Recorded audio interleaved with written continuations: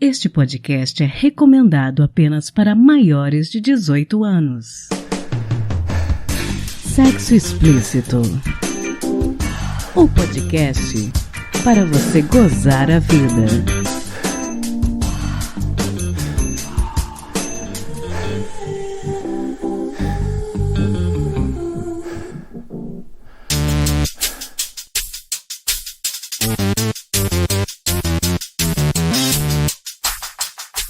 Taradinhos e taradinhas, esse é o Sexo Explícito, seu podcast para você gozar a vida. E eu sou a sua apresentadora, Priscila Armani, tentando trazer um pouco de prazer para você. Hoje eu recebo mais uma vez o psicólogo e sexólogo mineiro, Dr. Rodrigo Torres. É excelente conversar com você hoje, Dr. Rodrigo. Prazer é todo meu, Priscila. Doutor, fala um pouquinho para quem ainda não conhece, às vezes a pessoa está chegando no podcast agora, do seu trabalho na sua clínica em Belo Horizonte, a Sextima. Conta um pouco mais pra gente. A Sextima é uma clínica, na realidade a gente nem gosta de usar muito o nome clínica, mas é um consultório onde a gente atende as especialidades de sexologia e terapia de casal, atende a casais e a pacientes individualmente, a adultos, na área sexual e nos conflitos relacionais. Somos um casal, eu e a Mônica, somos os fundadores da clínica, estamos montando a nossa equipe, tem outras pessoas começando a trabalhar com a gente. Eu sou sexólogo e a Mônica é psicóloga e terapeuta de casal. A gente atende adultos nessa área e na área de disfunção sexual eu acabo atendendo mais casais com problemas sexuais e alguns homens e mulheres também de maneira individual com problemas sexuais de disfunções, como ejaculação precoce, disfunção erétil, para as mulheres dificuldade na relação sexual, dor na relação sexual, dificuldade em atingir o orgasmo, dificuldade com a libido, uma libido baixa, desejo sexual baixo, todas essas áreas a gente atende. Compulsão sexual, vício em masturbação e pornografia. E a Mônica, a minha sócia e minha esposa, ela atende a casais com conflitos relacionais, brigas, divórcio, dificuldade de comunicação no relacionamento, dificuldade com os filhos. Então, nosso trabalho é complementar um ao outro e a gente vai tentando melhorar a qualidade de vida dos casais que nos procuram. Sensacional. Então hoje, gente, eu e o Dr. Rodrigo vamos ler e responder algumas perguntas anônimas que foram recebidas aqui pelo perfil do podcast no Curioscat. E o perfil no Curioscat se chama Pod Sexo Explícito, tudo junto, e Pod é POD. Você que tá ouvindo a gente, se quiser mandar sua dúvida também, é só procurar a gente por lá. E o link do Curioscat também vai estar na descrição desse episódio, beleza? Então vamos começar com as perguntas. Primeira pessoa mandou a seguinte pergunta. Olá, eu fico com um rapaz já tem um tempo, temos bastante intimidade, mas sempre que transo com ele não consigo gemer, enquanto que com outros caras isso não acontece. Alguma dica para eu me soltar mais? E aí, Dr. Rodrigo, como que essa pessoa pode ficar mais à vontade na cama? Olha, eu acho que a primeira coisa é se comunicando melhor com a pessoa com a qual ela transa e com a qual ela tem bastante intimidade. Talvez seja exatamente a intimidade que faz com que ela se preocupe mais com a opinião dessa pessoa na relação sexual. Então, provavelmente por alguma crença limitante, por algo que passa na cabeça dela de que gemer só é interessante com pessoas que eu não tenho muita preocupação em agradar ou que eu não tenho muita preocupação em satisfazer na cama, mas é interessante analisar isso mais de perto, né? Tentar entender isso mais de perto. Tem que ver o que a limita, o que a impede de gemer, qual que é a crença, o que passa na cabeça dessa pessoa que impede que ela se expresse sexualmente, porque o gemido nada mais é do que uma expressão sexual. Agora, nós temos que tomar cuidado porque tem algumas coisas que giram em torno do sexo que acabam impedindo a pessoa de se expressar dessa forma, né? E se ela tem com esse rapaz intimidade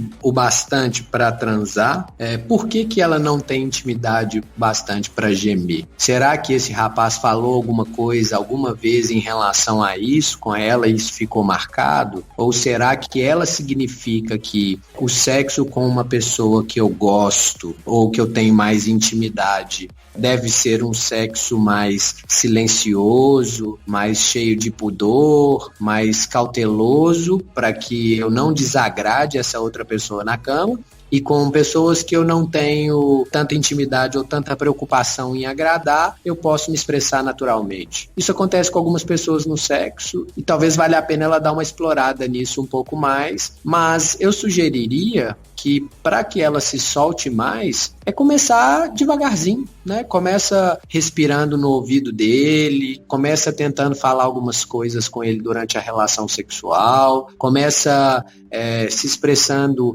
parcialmente, né? De vez em quando, talvez numa preliminar, e aí ver como é que ele reage, como é que ela se sente também, aí ela se esforça em tentar mais uma vez. Quer dizer, de maneira progressiva e cautelosa, pode ser que ela consiga se soltar mais em um curto prazo de tempo. Pode ter também a ver com o fato de essa cultura que a gente tem, né? Porque as putas são pra ficar e as santas são pra casar, esse tipo de porcaria que masculinidade tóxica também impõe pra gente, né? Com certeza deve ter alguma raiz nesse lugar. O problema é que saber disso nem sempre resolve o problema dela, né? Ela precisa de uma dica para se soltar mais. Eu quero entender também o que é termos bastante intimidade, né? Porque isso quer dizer que ela quer casar com essa pessoa? Isso quer dizer que ela tem com ele um relacionamento sério e com os outros caras? Não.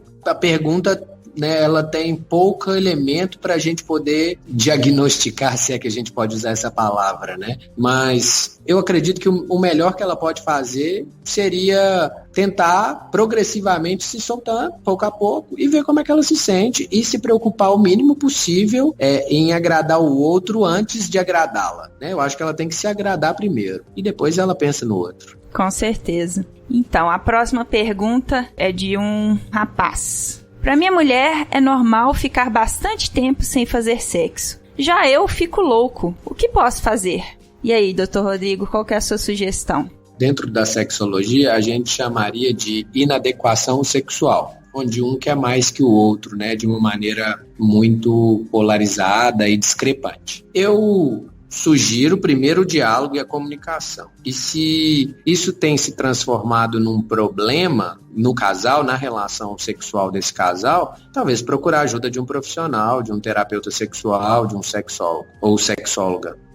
Eu acho que é comum as mulheres terem menos desejo que os homens, já que elas são educadas para não desejarem muito sexo. É importante a gente entender que dentro da cultura machista e patriarcal, as mulheres são tolhidas nesse aspecto, né? Elas são castradas, elas não podem desejar muito sexo. Quem deseja muito sexo é uma mulher fácil, vagabunda, prostituta e coisas desse tipo. Então, pode ser uma questão cultural de educação sexual, mas também pode ser, a gente tem que ver, analisar melhor para fazer um diagnóstico diferencial de onde vem essa dificuldade ou essa normalidade de ficar bastante tempo sem fazer sexo, um desejo sexual baixo da parte dela. Para ele, como é homem e tem mais testosterona e tudo mais, e também é mais autorizado a desejar mais sexo, então é natural que ele tenha mais vontade nesse aspecto. Eu acho que, partindo do pressuposto que eles são um casal e que ele diz que ele quer melhorar isso, eu acho que o diálogo é o início de tudo, e aquilo que a gente não domina, a gente procura um especialista,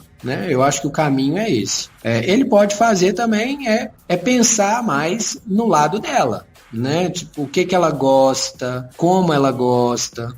Às vezes que ela quer fazer sexo, o que acontece antes, como é que ela está no dia, em que fase do mês ou que período do ciclo menstrual ela está. E aí ele pode ser talvez um pouco mais atencioso, carinhoso, romântico, ele pode ser mais cuidadoso com a relação, ele pode tentar conhecer melhor a mulher dele e proporcionar a ela ambientes e momentos que talvez a instigue mais a querer sexo, a desejar o sexo. E aí agora a gente tem uma pergunta que eu acho que pode ser útil para quem fez a pergunta anterior, que é o seguinte: a pessoa diz: preciso de dicas para apimentar a relação. Gosto muito. Pois é, doutor Rodrigo. E aí, algumas dicas para apimentar a relação? Olha, são várias. Na realidade, sair da monotonia, sair da rotina, fazer coisas diferentes do comum, ser criativo, a comunicação, a fala, pensar no outro e em si. Sair da zona de conforto. Muitas relações vão caindo num lugar onde eu não preciso mais conquistar, eu não preciso mais fazer coisas para agradar, e aí eu acabo deixando a peteca cair. Então, nesse aspecto, apimentar a relação sexual, claro que depende de pessoa para pessoa, de casal para casal. Para alguns casais, alguns valores dentro da relação impedem alguns brinquedos, algumas coisas que possam apimentar, e para outros esses brinquedos já são completamente naturais. Então, sim, não necessariamente você precisa ir a um sex shop, não necessariamente você precisa colocar algum tipo de brinquedo, mas o principal é sair da rotina, é mudar o esquema, é sair daquela mesmice de que eu sei como vai começar e eu sei como vai terminar. E a criatividade tem um papel fundamental nisso, porque é difícil, não tem um modelo específico para todo mundo, né? Do que apimenta para você e o que apimenta para o outro. A pimenta, cada um gosta de um tipo de pimenta diferente, né? Então eu acho que a ideia é testar coisas novas, pesquisar, buscar não só na internet, mas através da comunicação, da conversa com os amigos, com as amigas, com o parceiro, com a parceira, tentar sair da zona de conforto e buscar novas maneiras de fazer sexo. A gente está muito mecanizado, a gente está muito baseando a nossa sexualidade na pornografia, a gente já falou disso algumas vezes e eu vou repetir isso muito ainda. E acaba que a gente só conhece aquele roteiro, né? Tem um roteiro básico, tem um roteiro clássico e, na minha visão, para apimentar a relação, basta que você saia desse roteiro. A partir do momento que você começar a sair do roteiro, novas formas de fazer sexo surgirão, seu cérebro vai ter que se adaptar e conhecer novas maneiras de chegar nesse lugar. E aí eu acho que a pimenta surge a partir disso. E acho que uma questão também de manter muito a mente aberta, né, doutor Rodrigo? Que às vezes a pessoa quer apimentar a relação, mas se o outro traz um brinquedo ou alguma coisa assim que foge do conceito que aquela pessoa já tem, né, assim, pode ser algo enfrentado pelo parceiro com resistência, né? Concordo plenamente. Na realidade, Priscila, para fazer sexo tem que ter cabeça aberta, né? Eu acho que as pessoas querem fazer sexo, mas se mantendo num lugar do conservadorismo. E aí é que entra essa questão dos valores sexuais. Quem nos deu os valores sexuais? Quem nos ensinou isso? Quem disse para nós o que é certo e o que é errado? Quer dizer, foi a pornografia? Foi o pastor da igreja? Foi o Papa? Que agora, né, nós temos um Papa que está falando de sexo de uma outra forma, de sexualidade de uma outra forma, mas quem foi que nos deu os nossos valores sexuais? Aliás, já paramos para pensar quais são os nossos valores sexuais? E por que a gente fica rígido em alguns aspectos, sendo que a gente nem sabe de onde vem isso na gente? Por que um brinquedo incomoda tanto? Eu tô com medo de ser trocado por isso? Ou eu tô com medo que isso me machuque emocionalmente? Ou é simplesmente uma relação de disputa de poder e controle? O outro só pode fazer aquilo que eu permito ou aquilo que é combinado? Então, eu acho que é importante refletir antes de se limitar, né, de fechar a cabeça. Concordo plenamente com você que abrir a cabeça é fundamental. Então, agora a gente tem uma quarta pergunta, que é uma pergunta que eu acho que muitas pessoas devem se fazer, que é a seguinte: o que seria a definição de um sexo bom ou maravilhoso para homens e mulheres? Quem dera se eu tivesse essa definição.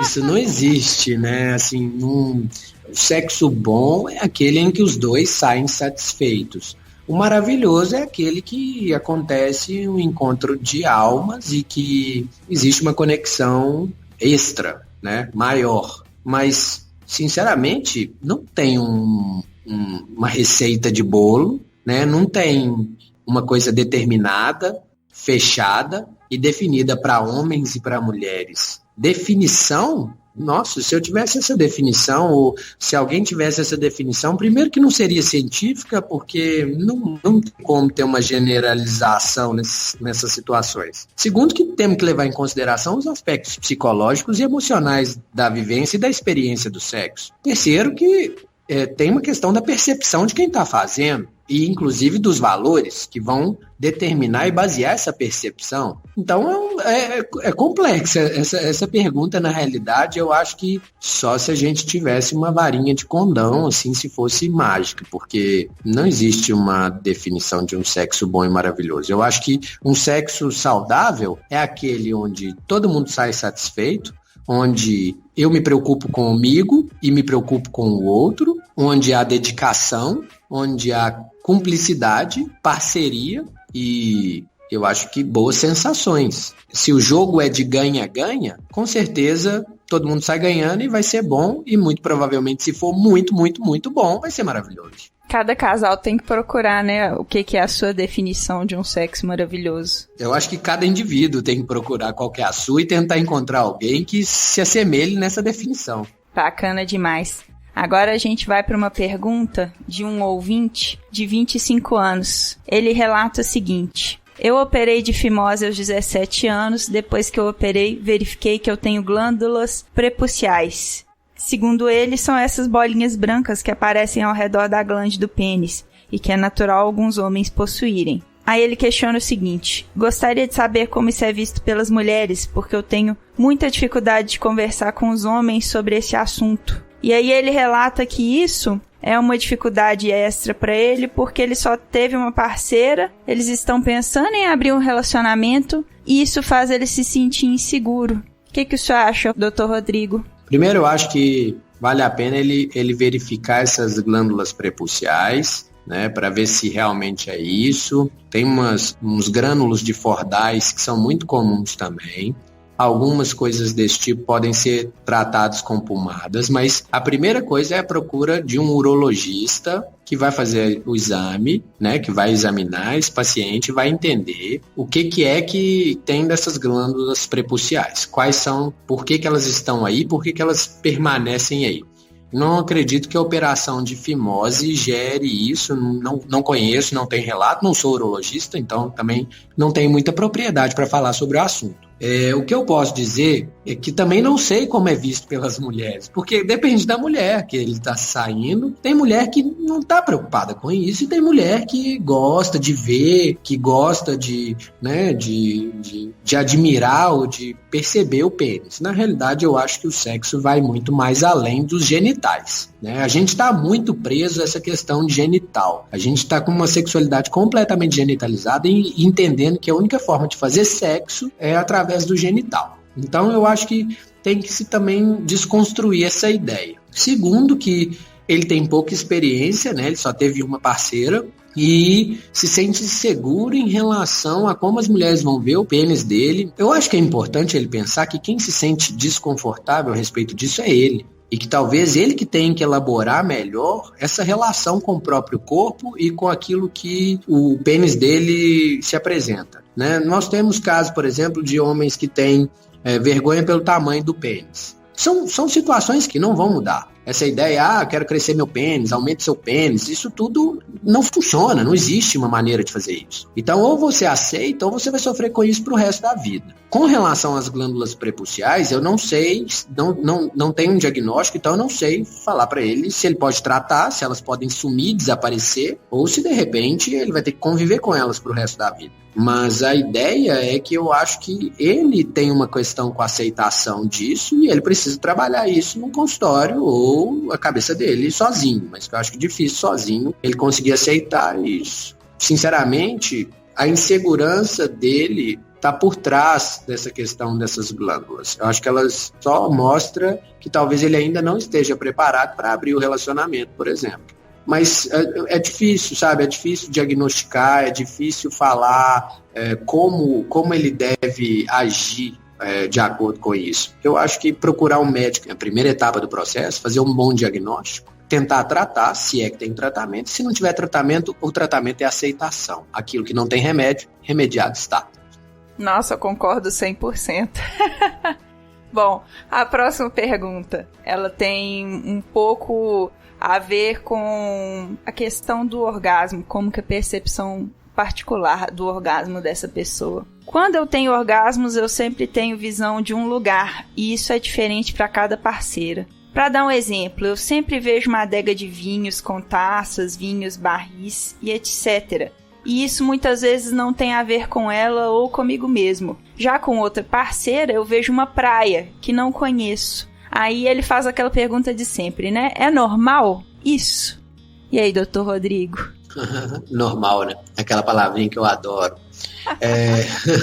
Bom, primeiro eu queria entender quem que ditou a norma. Será que ele está querendo que eu dite a norma para ele? Né, se é normal ou não? Na realidade, o cérebro dele, desde as primeiras relações ou por algum motivo, passou a fazer essas associações. E provavelmente ele faz associações com coisas que dão prazer a ele. Mesmo que seja uma praia que ele não conhece, ele vê uma praia, porque provavelmente a praia traga para ele uma sensação de bem-estar, uma sensação de prazer, similar ao orgasmo. E provavelmente ele tem, na mesma área do cérebro, a liberação de alguns hormônios e neurotransmissores que se assemelham a quando ele vê uma imagem de uma praia ou de uma adega de vinhos com taças e tudo mais, e quando ele tem orgasmos. Eu acho que o cérebro dele passou a associar essas coisas. Agora, por que com uma parceira ele vê uma coisa, com outra ele vê outra? Talvez tenha sido associação também, que uma parceira gosta mais de praia e outra gosta mais de vinhos, ou que com essa ele tomou bons vinhos numa adega bonita, bacana, e com a outra ele tem o desejo de ir para uma praia. É difícil dizer se é normal, né? Eu acho que é normal para ele, é comum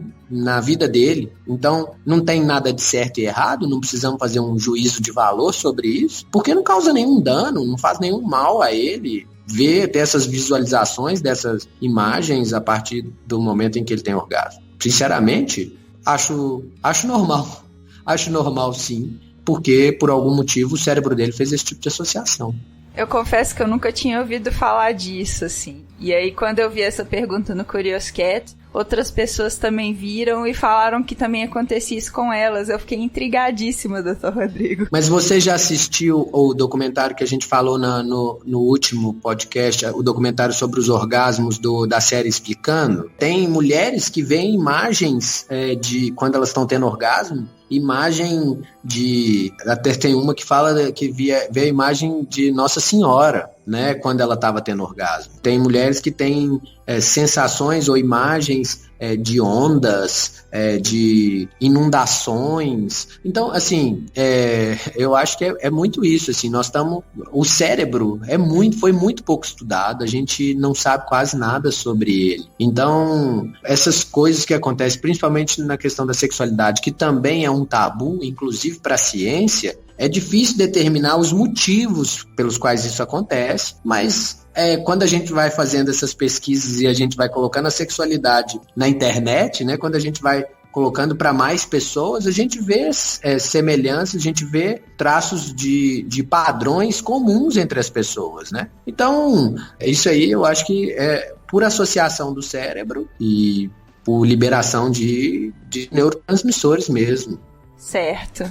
Bom, a última pergunta é uma questão que eu acho que vai impactar muitas pessoas que estão escutando. Eu acho que esse é um problema relativamente comum hoje em dia. A pessoa diz: tenho depressão crônica. Isso, somado ao antidepressivo, simplesmente acabou com a minha libido, que era bem alta, quase insaciável. Nem me estimular forçadamente tem adiantado. O que vocês recomendam? E aí, doutor Rodrigo, o que o senhor recomenda? Primeiro, tratar a depressão, né? Eu acho que se a depressão é crônica, ela pode evoluir para um quadro menos crônico ou mais brando.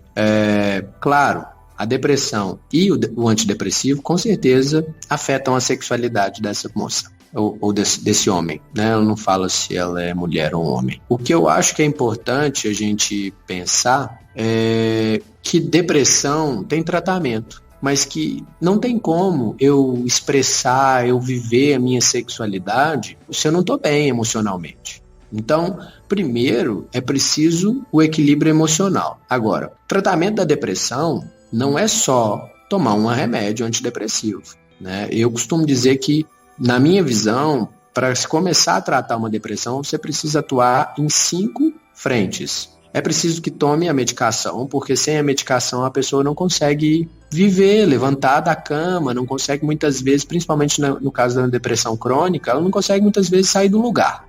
Segundo, ela precisa de psicoterapia, porque já tem muitos estudos científicos comprovando que só o uso do medicamento sem a psicoterapia não funciona, não trata a depressão. Os dois precisam estar associados. Terceiro, é preciso que ela pense em alimentação. Eu acho que a alimentação influencia diretamente na maneira como a gente se sente. Tem muitos estudos recentes dizendo que o nosso intestino é o nosso segundo cérebro. E nós sabemos que 80% aproximadamente da serotonina, que é o neurotransmissor ligado à depressão e ligado à felicidade, é produzido no intestino. Ou seja, aquilo que a gente come tem uma relação direta com como a gente se sente. Quarto é a atividade física, né? A atividade física é fundamental para produzir endorfinas, dopamina e a própria serotonina também. E, por último, o que a gente tem visto muito hoje é a meditação. Quer dizer, trazer a mente para o momento presente. Está muito em voga a palavra mindfulness. A gente sabe que a meditação também proporciona um alívio, um bem-estar e um alívio dos sintomas da depressão. Então, eu acho que atuar nessas 5 frentes pode fazer com que ela se equilibre para que ela possa, daqui a pouco, viver a sexualidade dela de maneira normal. E aí ela pode também procurar bons médicos que vão prescrever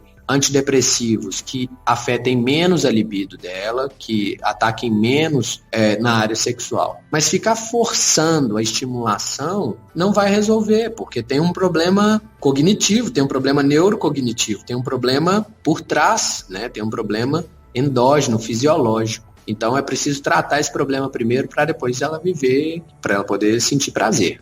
Estímulo forçado não é saudável, né, doutor Rodrigo? Nunca. Na realidade, o cérebro que trabalha com mecanismo de recompensa, né? Quando você se obriga, se força a fazer algo, por mais prazeroso que aquilo seja, gera-se uma certa repulsa, né? Uma certa resistência. Se eu te forçar a comer a comida que você mais gosta, pode ser a comida que você mais gosta, mas só pelo fato de ser forçado, provavelmente você vai enjoar dessa comida ou ficar com muita raiva de mim, né? É verdade. Doutor Rodrigo, hoje a gente teve uma conversa muito esclarecedora. Alguma palavra final para os nossos ouvintes gozarem mais a vida? Olha, a palavra é a mesma de sempre, né? Sexo é saúde, sexo é prazer. Eu acho que a gente tem que sempre lembrar que sexo é prazer e erotismo associados. Eu acho que faz parte de uma vida saudável a gente transar e gozar e curtir. Mais importante que o foco tem que ser se divertir e sentir prazer com pessoas que a gente respeita, gosta e ama. Eu acho que esse é o caminho e se precisar da gente para ajudar nesse caminho, a gente está aqui. Sensacional. Então é isso, gente. Eu espero que vocês tenham gostado.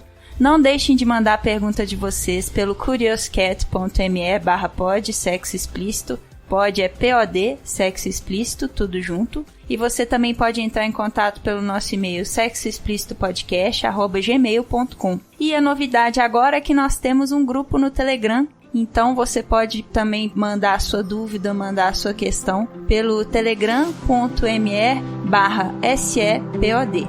Beleza? Então é isso.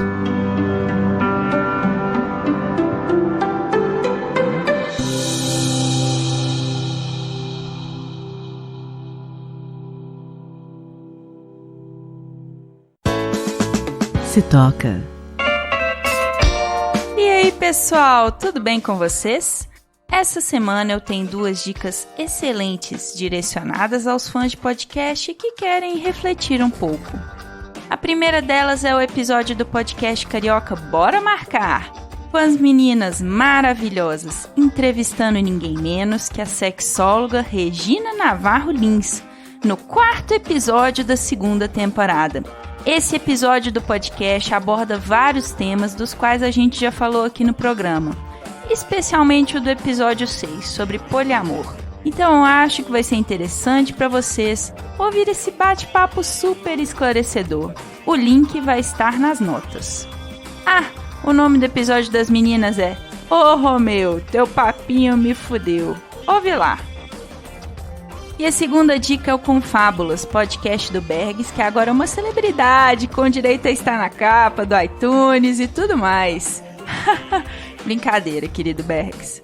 Vou recomendar o episódio Reflexões 34, com a psicóloga e terapeuta sexual Ana Canosa, tratando do espinhoso tema da infidelidade. Como uma pessoa que já foi corno, eu posso dizer com tranquilidade que o Bergs conseguiu tratar dessa temática com sensibilidade e leveza, algo raro hoje em dia. O Confábulas é, sem sombra de dúvidas, um dos podcasts que mais cresce na podosfera atual. E eu fico muito feliz com isso. Eu vou deixar o link para o Reflexões 34 também nas notas desse episódio.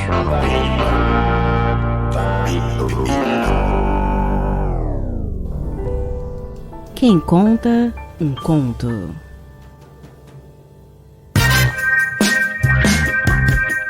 Então, recentemente eu descobri que a Folha de São Paulo possui uma coluna de contos eróticos chamada X de Sexo.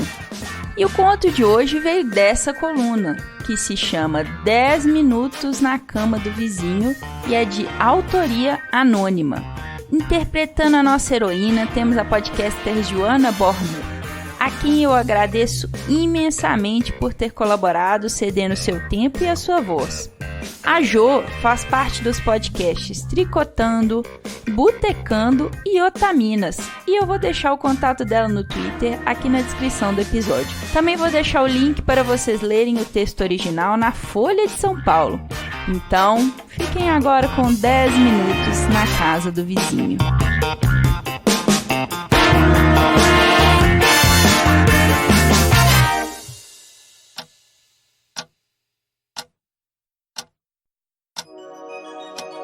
Fazia tempo que a gente vinha se conversando. Durante a tarde, de noite, de madrugada. Sempre que um dos dois ficava sozinho, um mandava mensagem pro outro. Só que nunca dava certo o encontro, mesmo que o muro dele fosse o mesmo que o meu. Eu tava numa reunião muito importante, bem chata, só que ia durar o dia inteiro. Lá pelo meio da tarde, eu recebi uma mensagem inesperada dele. Ele tava sozinho, e à toa. Como sempre, o desencontro. Eu não estava disponível. Mas, diferente das outras ocasiões, ele não continuou com a conversa e nem me instigou a sair correndo e ir até ele. E quer saber?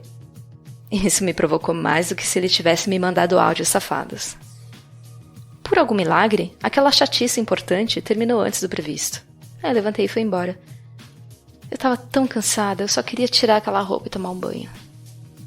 Mas chegando em frente à minha casa, eu parei, olhei para o portão ao lado, repensei e não resisti. Mandei uma mensagem para ele. Eu só queria saber se ele ainda estava sozinho. A resposta foi rápida, sim, mas só por mais 10 minutos. E antes que eu pudesse perguntar qualquer coisa, ele já mandou. Por quê? Eu contei. Acabei de chegar em casa. Foi só clicar em enviar que o tique duplo do WhatsApp já ficou azul. Vem me chupar, foi o apelo dele. Pô, em 10 minutos? A ponto da mãe dele chegar em casa? Ele só podia estar zoando. A minha cachorra começou a latir e avisou a minha família que eu tava lá.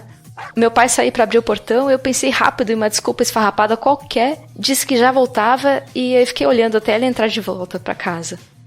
Aí eu me dirigi ao portão ao lado. Ele já tava me esperando na porta. E eu entrei. Ele me perguntou como eu tava. Eu comecei a reclamar de tanta reunião e aí ele me calou com um beijo. Me jogou no sofá, me beijou desesperadamente. A gente não sabia nem por onde começar, a gente já tinha esperado tanto tempo e eram só 10 minutos, alguém podia chegar a qualquer momento. Ele levantou minha blusa pra ver meus peitos e não acreditou no que viu. Me chamou de gostosa, me lambeu, me chupou. Mas ele não ficou muito tempo ali. Ele voltou pra minha boca e já tirou o sexo dele, duro, pra fora da calça. E era exatamente como nas fotos que ele tinha me mandado. Pensei 2 vezes. Eu comecei de baixo, lambi até a ponta e abocanhei. Eu tava esperando por isso fazia tanto tempo. Eu tava com sede, com fome, com vontade. Eu chupei. Chupei gostoso, chupei sem vergonha. E ele nem acreditava. Você veio me chupar em 10 minutos. Eu vou me casar com você. Aí eu parei. Não me prometa nada. Eu beijei a boca dele, pra ele ficar quietinho. E eu voltei a sugar e a me divertir, olhando bem pra cara dele. Porque essa pra mim é a verdadeira graça de tudo. Ele puxou meu rosto pra me beijar e disse que ia gozar, mas não queria. O quê? Ele ia me negar o seu orgasmo? Como assim? Ele tava louco? Ah, não. Eu decidi enlouquecer ele. Eu segurei seus braços com uma mão e com a outra massageei as bolas dele e com a boca eu chupei com mais ímpeto. Ele mexia o quadril em minha direção, se torcia, ofegava até que ele gozou. E eu engoli tudo. Ele não acreditou. Me beijou, mas não conseguia se mexer. Eu não sei se de cansaço, de calor com aquela casa fechada ou de descrença. A gente se largou no sofá por mais uns 30 segundos, até que ele se jogou em cima de mim e eu resolvi chupar ele de novo. Dessa vez teria que ser mais rápido. O nosso tempo já estava acabando. Ele não deixou, segurou minha cabeça puxando meu cabelo e disse que não daria para ser tão rápido. Eu olhei para ele, lambendo e mordendo meus lábios. E ele fazia carinho no seu pau ainda duro e me olhava. Até que ele não se aguentou. Eu voltei a chupar. Só que nosso tempo estourou. Por fim, ele reclamou. Você podia estar de saia. Eu tô louco pra te chupar. Aí eu respondi. Fica pra próxima.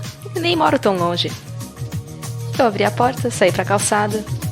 Entrei na casa ao lado e me surpreendi satisfeita pelos 10 minutos que fizeram a semana inteira valer a pena.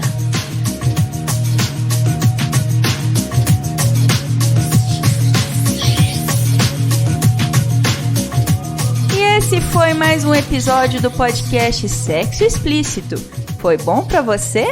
Com a edição do Senhor A, do podcast Papo Editado, vinhetas da Cafeína, do podcast Papo Delas, e artes visuais da Júlia Brasolin, do podcast Terapeuta, eu me despeço de vocês, pedindo que mandem as suas dúvidas sobre sexo e sexualidade anonimamente, pelo curioscat.me/pod sexo explícito, curioscat.me/pod sexo explícito. E você pode me ouvir em qualquer agregador de podcast de sua preferência, além de iTunes, Spotify e na Rádio Sense, é claro. E aí, o que você está esperando?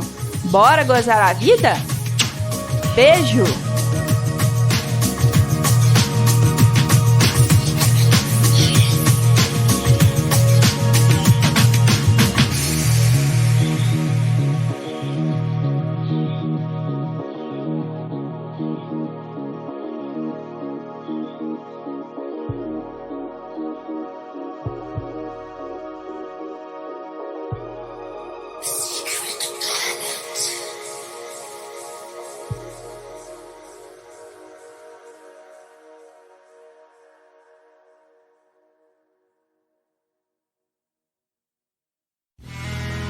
Mais um produto com a edição do Senhor A.